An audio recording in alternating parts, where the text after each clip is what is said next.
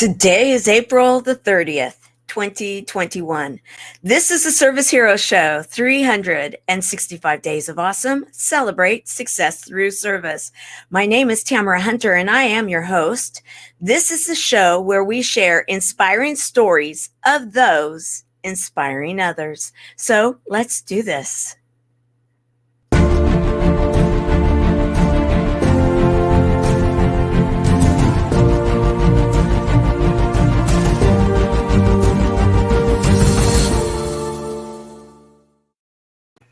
TGIF, it's Friday and we're going to have some fun. We're going to be telling an inspiring story of someone that is inspiring others. Our service hero today, Gail Jones. Gail is a nominated service hero and she is absolutely making things happen. I want to say welcome to Caroline Battersons, our senior ambassador for the Buddies that this show supports. Also, she is the production assistant here, Service Heroes. So welcome. It's Friday. We're going to have some fun.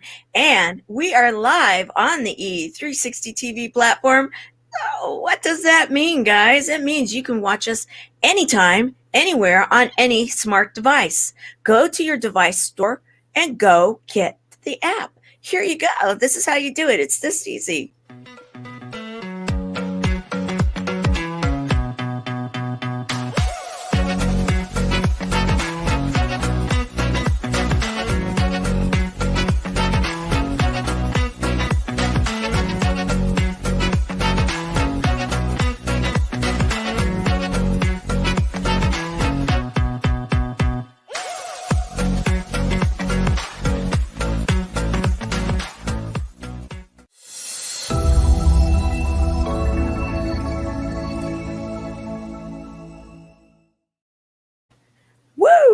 I love that gecko.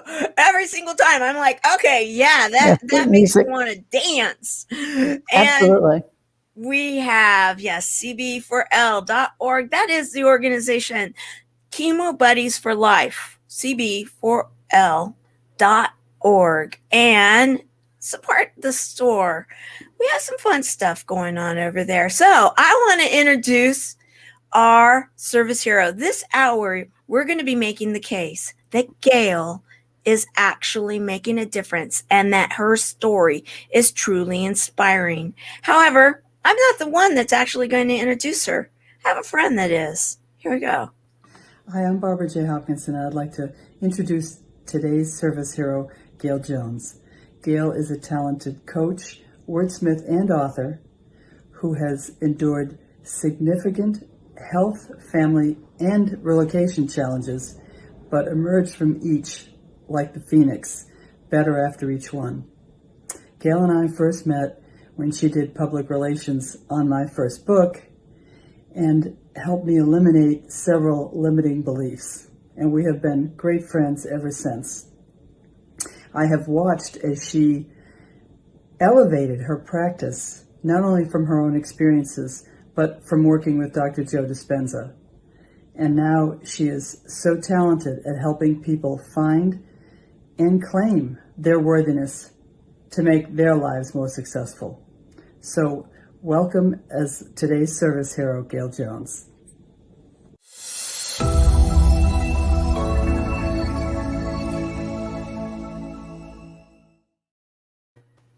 What a surprise. I love Barbara. We all do. She's just amazing and a service hero also. Mm-hmm. So let's talk. She mentioned something in her introduction that we're going to go straight to. Sure. And that is that you are, well, why don't we talk about this? HeartMath and Dr.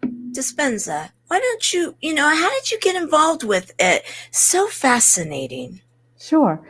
So when I was first diagnosed with breast cancer almost 9 years ago, I was guided beyond what I ever thought I would do to take a path that involved both conventional medicine and alternative. And I did have the lumpectomy, but I was just guided to do a different route. It came from deep within, from spending several weeks walking the beach, crying, not knowing what was next, doing a lot of research. And a lot of intuitive things happened and divine interventions. And 3 weeks after I had the lumpectomy, I was never going to write about this journey, even though I was a blogger. And one of my coach friends said, just keep track of it in your journal. And I ended up waking up in the middle of the night with a download to my book, which is called Cancer as a Love Story, Developing the Mindset for Living. And that became a 5-year journey of writing that book. And you just want to talk about all the amazing gifts that happened during that journey. One of my clients gifted me a session with a healer. And little did I know back then that would be my new platform of Worthiness. This healer was a shaman, but I also got the same message from a naturopathic doctor and an energy body healer that claiming your worthiness to live can extend your longevity. And what a lot of us don't know, whether we've had a cancer diagnosis or not, or any life challenge, is that underlying those challenges is often a lack of worthiness, a lack of self-love, and we also have to let go of grievances. So in that journey, I kept on getting gifts, like clients would gift me healing sessions. And then I ended up moving to Arizona on an adventure of the heart. I just had to shake up my life after getting diagnosed. I had just raised 2 children by myself as a single mom. Been through cancer, was coaching on Boston radio. But as Dr. Joe teaches, Dr. Joe Dispenza, which I didn't know then, is that sometimes we have to step into a new environment. And I just really needed to clear the old story and be in a new place. So I knew that this was a bigger message than just an adventure of the heart. And so when I got to Arizona, little did I know that I was going to train personally with Dr. Joe Dispenza. And for those that don't know, Dr. Joe is one of the world-renowned neuroscientists. Mm-hmm. And he teaches people how to train their mind to heal their body. Mm-hmm. So that was one key piece that I got from him, and been practicing his work for 9 years. And then when you do this kind of work and you're on a deep healing journey it's a pioneering path. There's nobody that tells you what the next steps are because you're not doing the conventional medicine route, even though I did use conventional medicine in part. Mm-hmm. So you're piecemealing it together. And one of the things I learned that was missing from both Dispenza's work and the law of attraction, which is, we think, believe, and receive and will manifest, I came to understand that we really have to go back and heal the inner child. Because what Dispenza teaches and Bruce Lipton teaches is that we live our lives based on the first 7 subconscious beliefs created the first 7 years in life. So for 20 years as a coach, I've been helping people clear those limiting beliefs that are subconscious and hidden. But I also came to see that you have to go back and reparent that little child. Because if you put a vision in the world of perfect health or your dream home or your ideal relationship, but you don't feel you're worth it, you won't manifest it. So when you go back and nurture that little child, you become the parent to that child. It's really breakthrough work. Along with Dispenza's key theme is clear intentions plus elevated emotions change our lives. And it is really important to get into those elevated emotions. But I also believe it's really important to feel the feelings of hurt, anger, sadness, and despair. When you get diagnosed with cancer, you can't go to an elevated emotion because another thing that I don't think the general public understands, and I know just from my own experience and my inner circle, which was so loving to me, but when you go into the hospital and you have a lumpectomy and then you come home the same day, to other people, it's like you got a tooth pulled. Mm. But what's really happening is your psyche's changed forever. Mm-hmm. Because the first thing that happens, and I'm getting the chills as I say this because it still happens, is that you've lost your innocence. You've lost the sense that you're going to live forever. And no matter how many tools I've used, you always have to challenge yourself with the fear of recurrence. Mm-hmm. Mm-hmm. So there's a plus and a minus to that. The minus is that life feels more fragile than it ever did. And the plus is you choose to seize life. And I knew for me, I chose to make cancer a life sentence, not a death sentence. I love that. I love that. In And- fact, I have actually put together 3 chunked out, one of your explanations of moving beyond cancer. And I want to go to the number 1 Sure. piece of it. And then I want to work through it with you, because I think that it's going to help everyone, and those that do come and celebrate with us on Fridays, the buddies and many others that are that love this show and are inspired by stories. You talk about it very very well. I mean, concise. You really do go through pieces. So let's go through number 1, and then we're going to explore it a little bit more.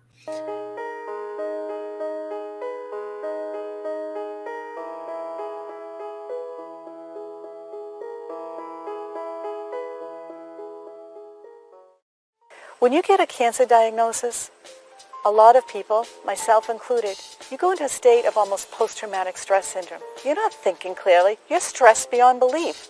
And those are the moments that you're asked, what are you going to do to heal your body? That's a scary time. We live in a very fast-paced society. Medicine is fast-track. You get on the conventional medical route, and you're asked to make decisions very quickly and to do things very quickly. Well, those decisions you're asked to make very quickly could impact your whole life, your longevity. To empower yourself to get into health is to pause. We're not taught to pause.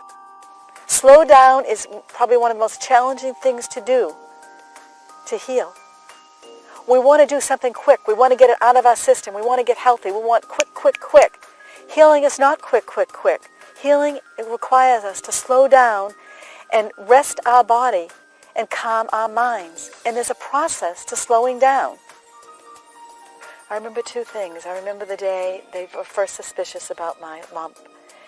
And I thought I was asked to come back. I was asked to wait. And they said, oh, that's just normal. Well, it wasn't normal after that, because I was brought into a room. And the next thing I know, the radiologist is sitting in the room. A nurse manager is sitting in the room. And shortly after, a social worker appears. From that point on, you know nothing is normal again, ever in your life. Your psyche is changed forever when you get a cancer diagnosis.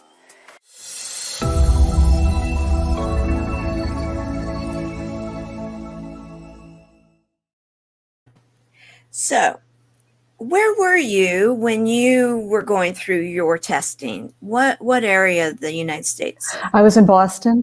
Boston. Okay. Mm-hmm. All right. There's that accent too. It's yes. like, okay, I hear it. Okay. Because the reason I'm asking is because I went through my a diagnosis also. I have one of those cancer chapters, and mine's also breast cancer back in the day, up to now I'm good. And so our experience is very different. And so that's why I was like, okay, I really want to explore this, because many times there are different ways that it is gone about, different clinics handle things very differently. You were brought in, I got a phone call, yet my phone call, it was done very differently. Yours, you talk about how you had these individuals there with you when you're going through this testing, and then all of a sudden you're hearing that you're facing something that's going to change your psyche. Right. That's how you talked about it. And the first thought goes to your children. Like I remember looking at the radiologist and saying, this can't be happening to me. I have 2 young children. I have 2 teenagers. And I said, we've been through so much. They've been through a divorce. This cannot happen. So you had teenagers at the time. 15 and 19. Mm-hmm. 15 and 19. That, right. And what year was this? 2012. 2012. Okay. Mm-hmm. So in 2012, you're sitting there and your first thought goes, because you're a mother, first thought goes to your children. Let's go to number 2. I want to go to the second part. They feed you cookies and coffee, 2 things we shouldn't even be eating, and tell you that it's a suspicious lump. That was the first day. That was the shock of my life. And the second day is after they confirm that it's cancer, another visit. You're met with a team that comes down. It feels like a sales team. Sitting across from you is your breast surgeon, an oncologist, a radiologist, and a social worker.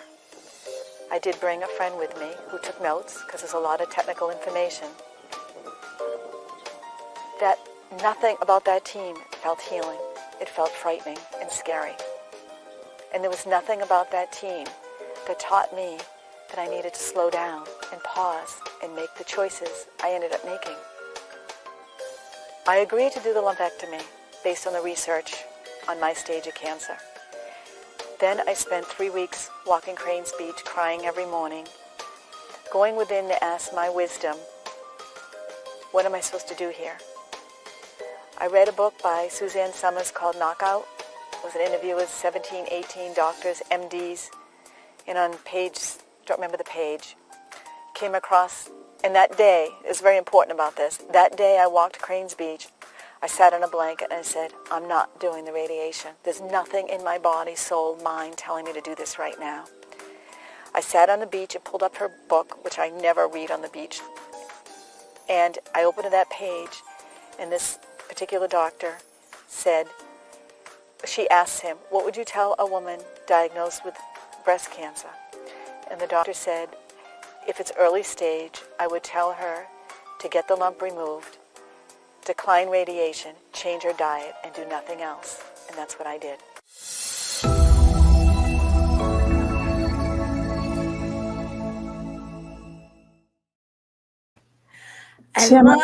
Yes. I want to say something very important here, because I haven't listened to these clips in a long time, because it was 9 years ago. And there's a great book, Mind Over Medicine, by Dr. Alyssa Rankin, if you haven't heard of it. And I do quote this in my book, whether you do conventional or alternative or a combination of both, and I really want to stress this, because this quote is really important. And this is evidence-based, so, but my breast cancer surgeon, who was very loving, she couldn't, support what I did. And I have a lot of information to share in my second opinion as well on what they're seeing in the trend with women. But she has to see 8 patients an hour based on insurance mandates. Even if she wanted to give me all the love, compassion, and care in the world, she can't do it. She can't fit that in, 8 patients an hour.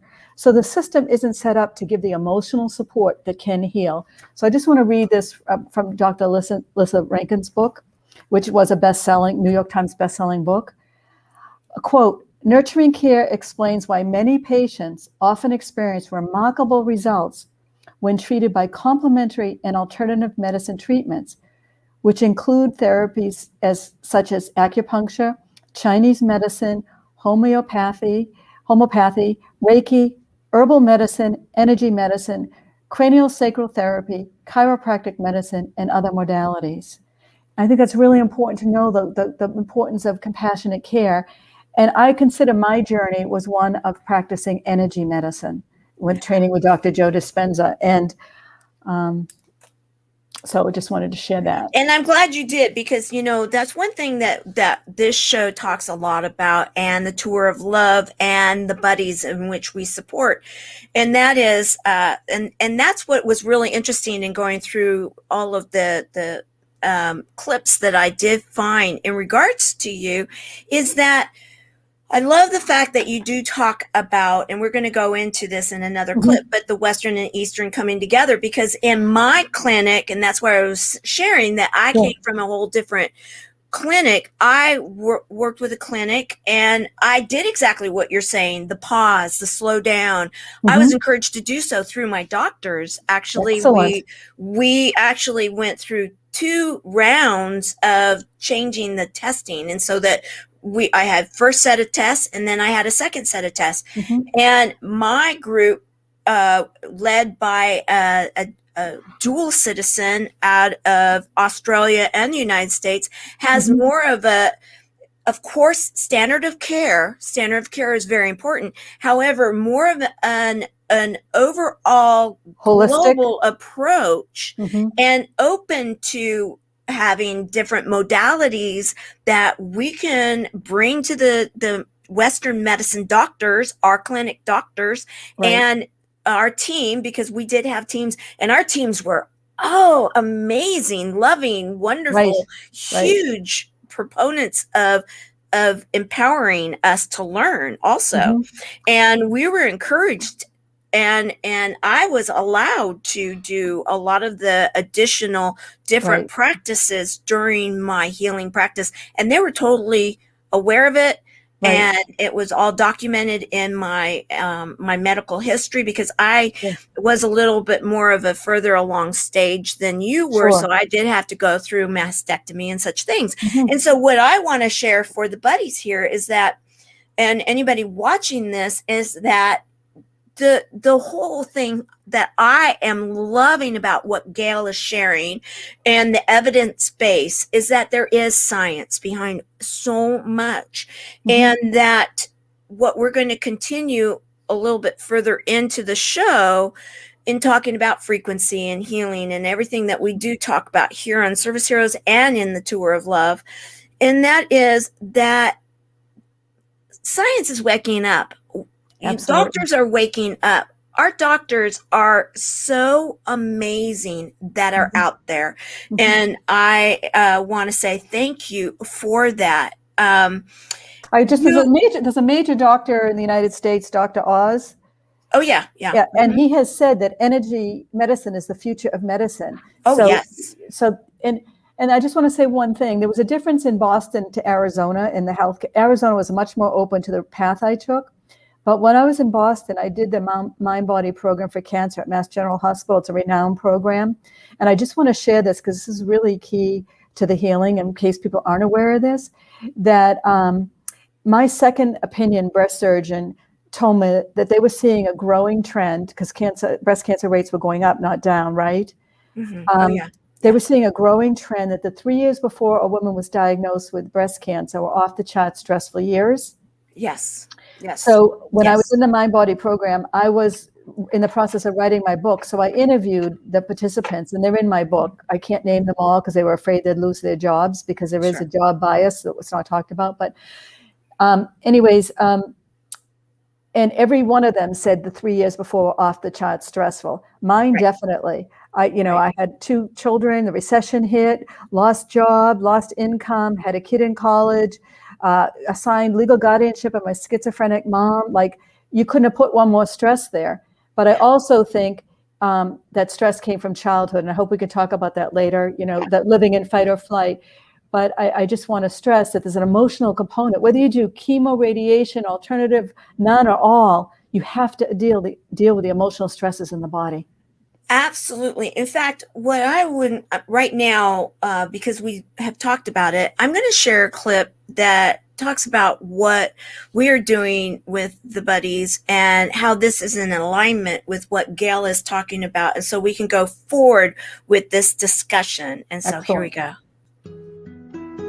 Life is so fragile, and we're constantly reminded just how fragile life can be, especially when we or a loved one is told we have cancer. Cancer survivor myself, I can tell you, we still feel very alone in this journey. There's a study that's been shown that patients who are socially isolated have a worse prognosis, have a worse outcome than patients who are socially interconnected. Buddies for Life is a non-profit cancer support group for those whose life has been impacted by cancer. We'll match you with the perfect buddy. Humor, hope, heart, and hugs. Humor, hope, heart, hugs, and a whole lot of love. We're offering you a free membership, so please sign up today. Share this with your friends and family, and support this community in every way you can. No one should face cancer alone. I am a Chemo buddy for life. We are a buddies network. No one does cancer alone. Be a buddy. And we are all here for you as a community of love. We are Chemo buddies for life. And if you've heard 3 words, you have cancer, for yourself or someone else, you belong with us at Chemo Buddies for Life. Healing through connections.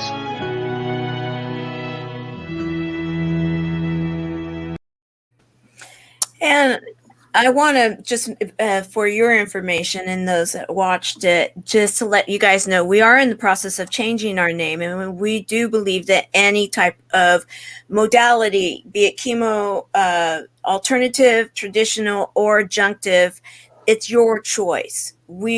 I just so happened what met my buddy. I did go traditional, and I met my original buddy in a chemotherapy room. However, we are changing our name legally, and so that word is taken out. That's why we reference cb4l.org, healing through connections. Go ahead. Tamara, I just want to say something. That ad for Chemo Buddies was just beautiful. And this one thing I really wanted to stress, the connection to community is really important. So Yes. There's two statistics I want to give. These are evidence-based. So when I was in the mind-body program for cancer at Mass General Hospital, they found that those that are in a mind-body program, which is very different than a support group, it's very intentional. We never even talked about cancer. We were in there learning how to rewire our brains and eat healthy and all that. But that those that are in a mind-body program can extend their longevity 2 to 2.5 times beyond projected. So that's one thing, the power of community. So it's so beautiful what you're doing. And the second thing is, I want to quote Dr. David Hawkins, his book, Power versus Force. And Right. Okay. Yes. the levels of consciousness. I don't know if you've discussed this before. And this is for everybody, not just people who've had cancer or not. But there's a level of consciousness he has from 0 to 1,000. 0 is like the bottom. You're so depressed you can't get out of bed. And 1,000's like Christ consciousness, Buddha consciousness, bliss. Yeah. 500 is love consciousness. Yeah. And one person at 500 or above can impact 750,000 people. And it's done through muscle testing. You can read in his book. I don't want to get into all of his science. But when I teach guided meditation groups, when I was doing them in Arizona, my goal was always to bring the group up to 500 or above in love consciousness. So the power of love to heal and what you're doing with community is so important, because we are not supposed to be isolated and alone. And even if we have a day when we get a bad result or have to go to the doctor, and then we have someone else holding us in that higher vibe, that's just absolutely amazingly powerful. So the power of love is really important. Yes. In fact, we're going to have you on the Tour of Love. We talk about the Omega scale in every single Sunday. I don't have it scheduled. I don't have it in with my clips because I didn't know we would be talking about it. But yes, guys, you guys know it. It's the upside down funnel that I talk about. But Poe always references it. And so, yes, the frequency of love on the way to up to the upper level of the purple. You guys know what we're talking about. Right. This is what she's referring to. We've never talked about how many the one that's at the 500 can actually affect. That is something new. Yeah, that's amazing. Guys, this stuff is real. Right. We do know that. We talk about it all the time. It is so real. I want to get to the third and final piece of the one clip, because it really brings it all together. And then you're in Phoenix now, right? Or in Scottsdale? I'm in North Carolina, Cary, North Carolina. Okay, you're in Carolina now. Okay, North Carolina. Ooh, I have to talk to you offline. I've been wondering about the Carolinas. Okay, let's go. Number 3. Part of the book is my story, but it's written with the vulnerability of someone newly diagnosed through the journey of recreating my life, but also with coaching tips. I wanted people to understand, use some of the wisdom I knew as a coach and as a patient. That makes it very different. I also knew as a journalist that it was really important to add research to this book, because we're going to hear more and more about people declining treatments. We're going to hear a lot more about alternative medicine. We're going to hear a lot more about East meets West and how these two frontiers can come together. But when you're in the medical system, you're not given all those alternatives. When we're with like-minded people holding an intention of health, we have a much greater likelihood of keeping a healthy mindset. Teaching people how to get into those environments and to stay in that healthy mindset is my passion. I've lived through every single healing modality I share in the book. but I didn't want it just to be my journey. I interviewed the experts, the healers, and the patients. What did they get out of the programs? Why does it work? Why, when we align with like-minded energy, are we able to raise our vibration to heal? How do we empower ourselves to stay in a healthy state? It's really hard to stay in that state alone. We need resources. We need the support of one another. Where do you go to get that support? I really wanted to share those resources in the book, and also to let people know of all the different healing modalities. Conventional medicine is needed. We need it for the diagnosis, but there are many other ways we can heal our bodies.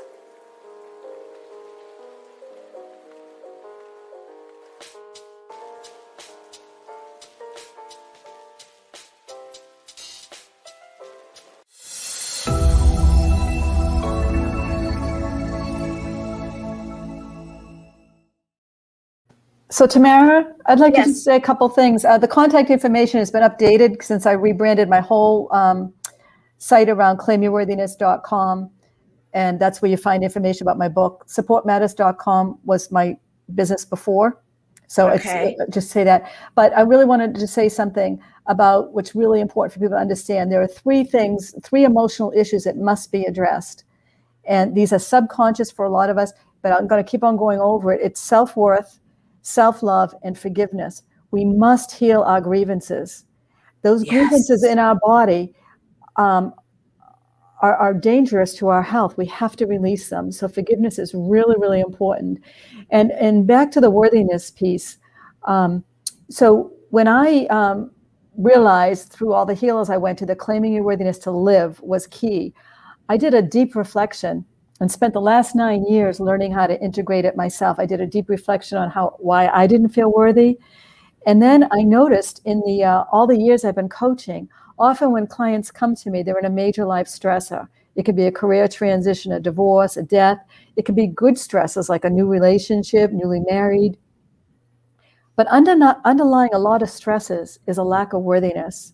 So when you go to the worthiness piece, you accelerate the healing. And I just want to stress this over and over again. If you do not have a great sense of worthiness, you did nothing wrong. You just didn't get the basic nurturing that gives you that sense of worthiness, either the first 7 years of life. Even as a society, we're conditioned to think we're not enough if we don't have the big car, the big house, all of that. And then we can have a life curveball. I've had many clients that, happily married and then were betrayed, and then they lost their sense of worthiness to feel loved. So worthiness, getting to the worthiness piece is so important, and healing the grievances.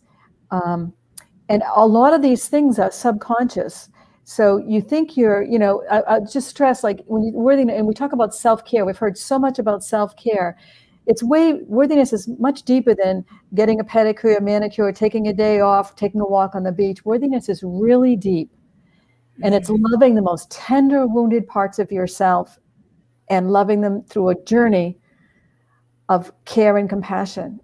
And another interesting, and you might have covered this before, but another interesting thing I learned from my healers is that a lot of women that get breast cancer tend to be in the helping professions, coaches, nurses, therapists, teachers, because they're givers by nature, and they tend to overgive. And another key thing to do is to learn to say no. And you have to make yourself a priority for the first time in your life, and your health a priority. And as Louise Hay said, and I quote her in my book, when I say no to you, I'm saying yes to me. Or no, I love that. I love her.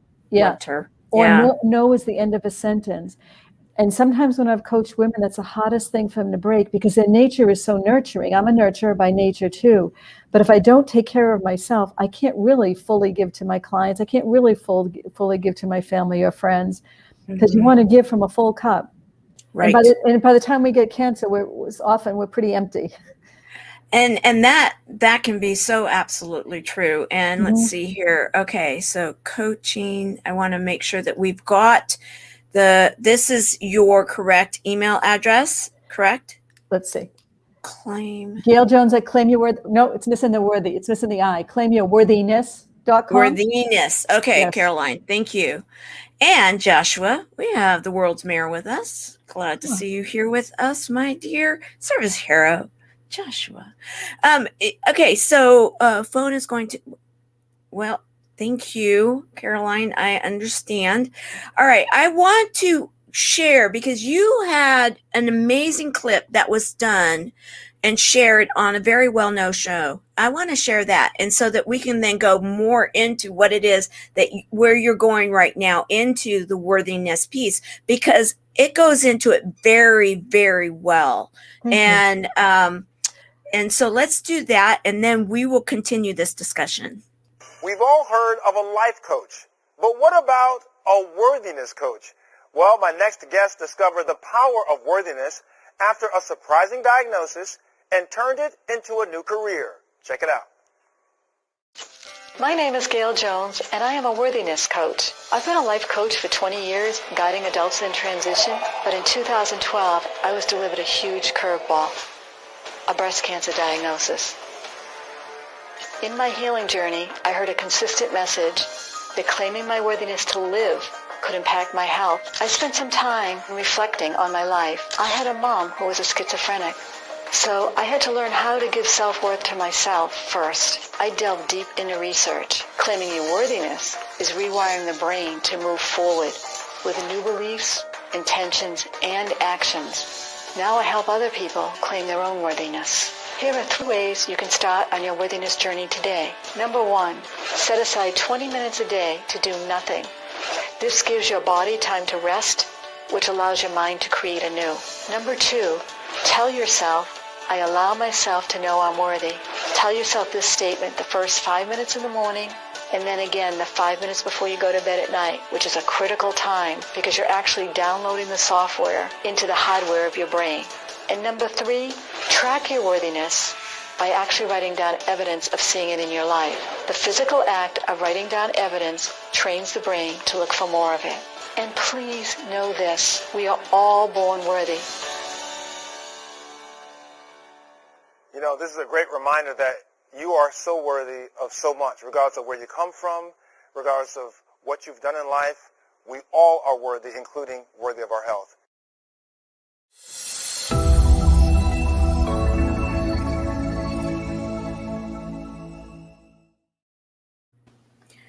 I love that. In fact, I love it so much that when I heard it, let me tell you, 20 minutes, I did nothing.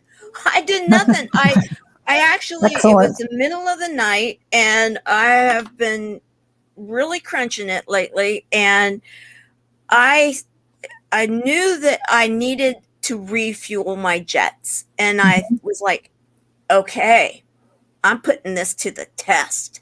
So I went away from everything that I was doing. The only place I could find that didn't have anything with the project that I have, because it's everywhere right now, was on my stairs.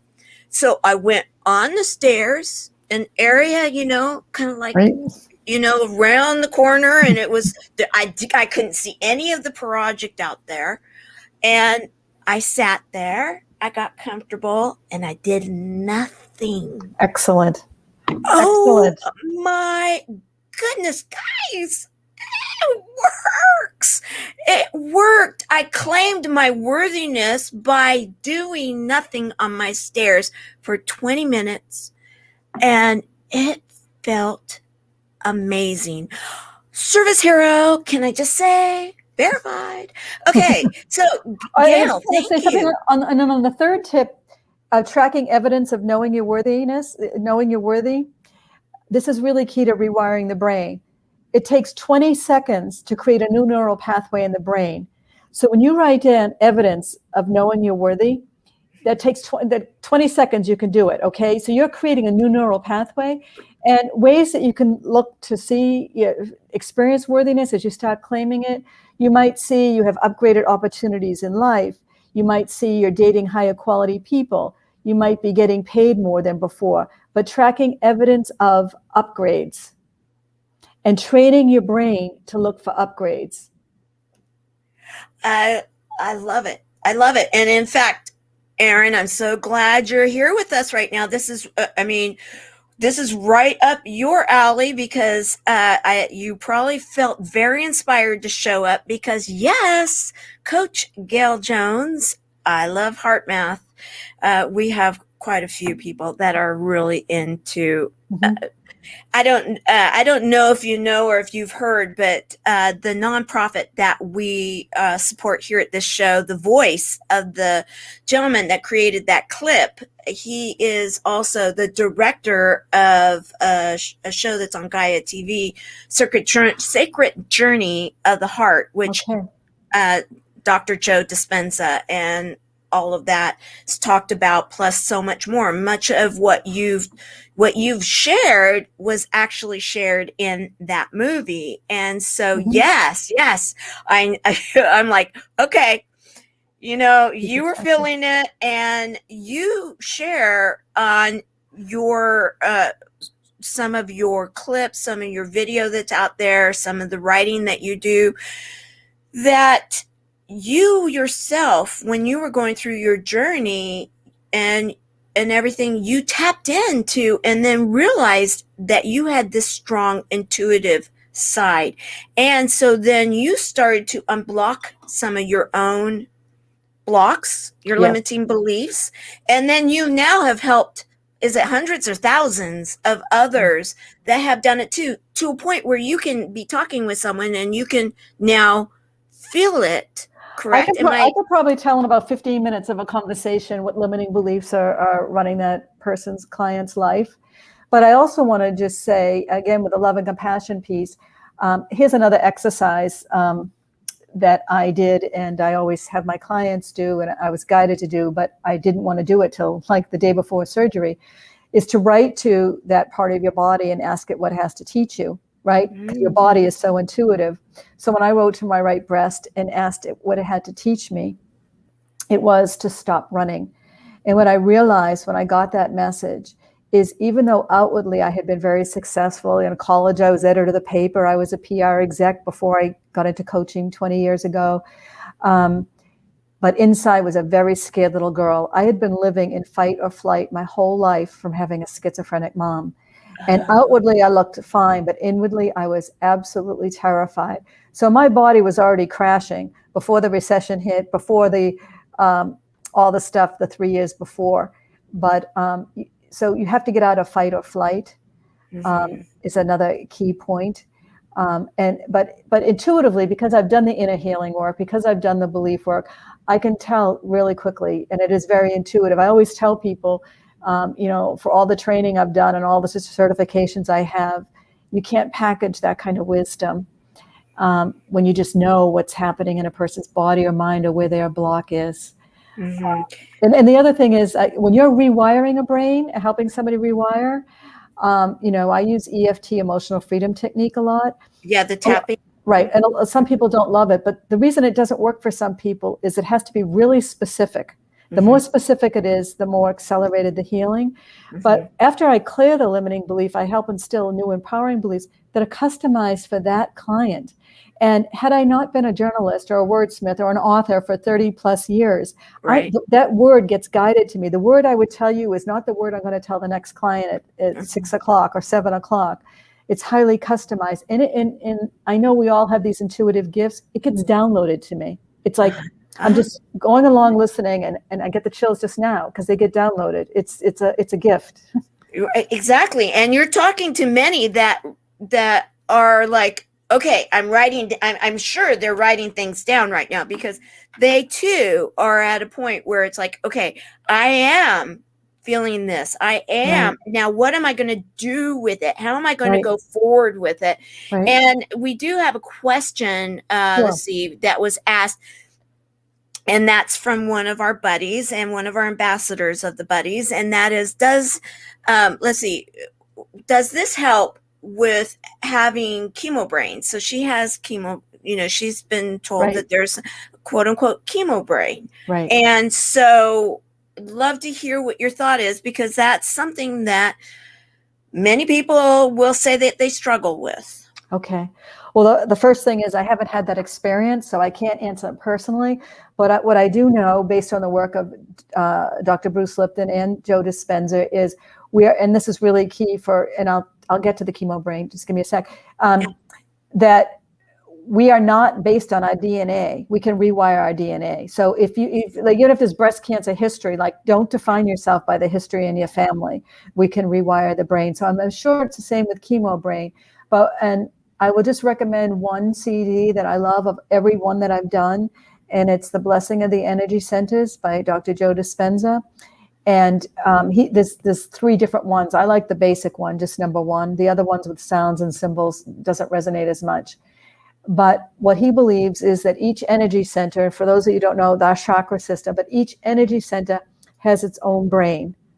So as it's a guided meditation, as you do this meditation, it's 47 minutes. It's talking to each energy center, and it's telling those cells, it's telling that center to get better, to live from love and joy, to feel wellness. So I am sure that would very much help with chemo brain, because, and I would just start saying words instead of saying I have chemo brain. I'd be really careful about the words I use. Exactly. Like I am healing from chemo brain, or I see myself fully functioning. I'd be really focusing on new end results I want to have, and I give all my energy to the new results, not the current circumstances. And that's really key. When we focus on our current circumstances, here in the diet, whatever, that keeps us stuck. Right. I love this, the power of words. You're just hitting so much of the language that, and yeah, she's like, yes, start right on, right. Totally 100%. Loving what you're sharing. Okay. I do have, and this is a little, it was done a few years ago, yet it is one of your favorite places.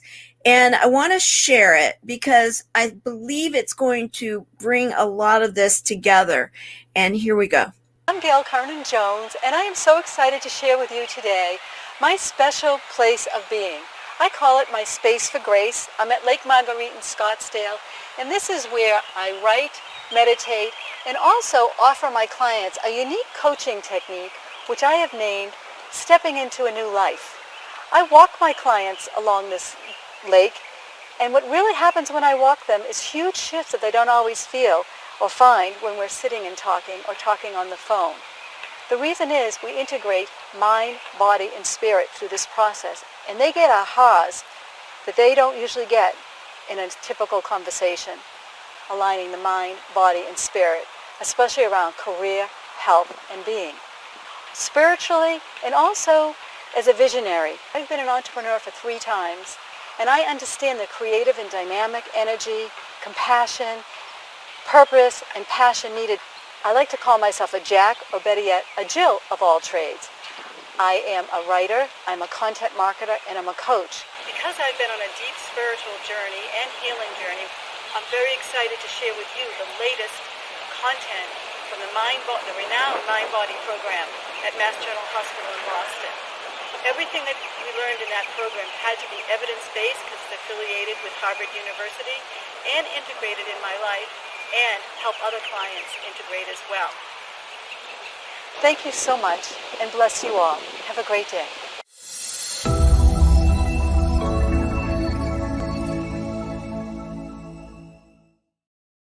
Tamara, where did you find that clip? I didn't even know that existed. I do research. And the thing that I did see in commonality, and I know that the branding is a little older and the contact, guys, don't go there because that's the older contact. However, you're talking about science-based. You have the water in the background, the flow.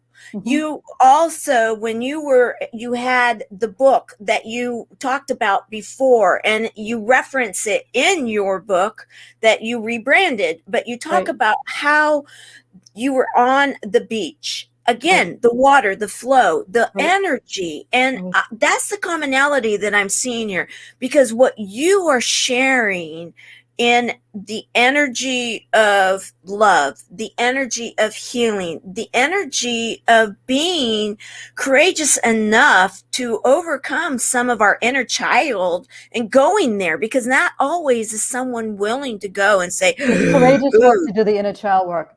Yeah. It's really courageous to be that vulnerable and have somebody witness you. Exactly. And as we're bringing this all together full circle in what you're doing, and you are sharing in your messages about being, I will say this, what I am taking home in the notes that I took was, first of all, pause. Yes, absolutely. Pause. And then the raising of the vibration. Right. Overcoming our limiting beliefs. Where do they come from? Are they from our childhood? Do we need to figure that out? And then I love also when you talk about before you go to bed and when you first wake up in the morning. Absolutely. Rewire the belief. Exactly. And I want to say something on that, and two things, just on the water. So I live by a lake right now. I wish I could just take the computer over and show you. So in North Carolina, I'm on a lake too. I walk clients coaching. So that's when they want it, not all of them, but there's something about walking, just so you say. So when I'm in these settings, I live on a bike path so I can walk clients along the lake. And even in Barbara, who introduced me, I stayed at her beach house. Walking the beach was key. But, don't let me lose my train of thought here. When I have people instill a new belief, like I allow myself to know I'm worthy, I want to explain why I use allowing. This is really key.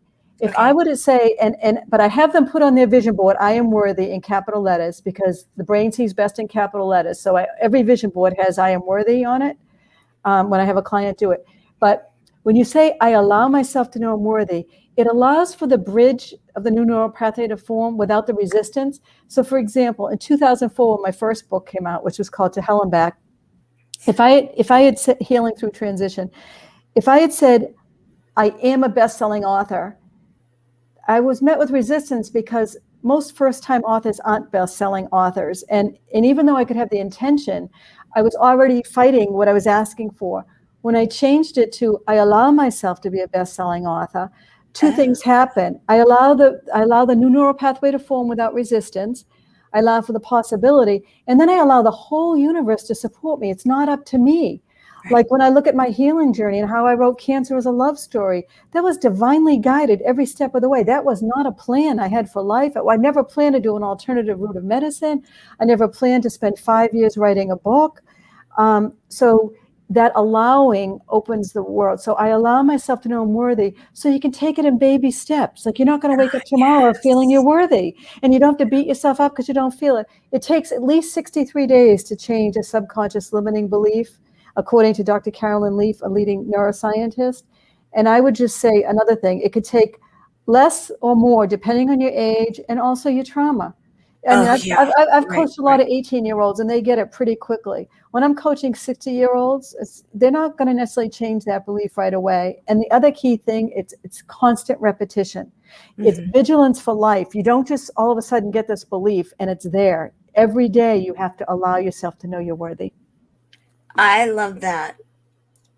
Allowing, and I am worthy. We believe in, within the buddies, we do every single day. We have a closed group meeting and we have different subject matters, and we believe in the power of intention, power of words, and power of vision boards. And in fact, Erin has helped to lead those discussions and many times. And I love this, guys.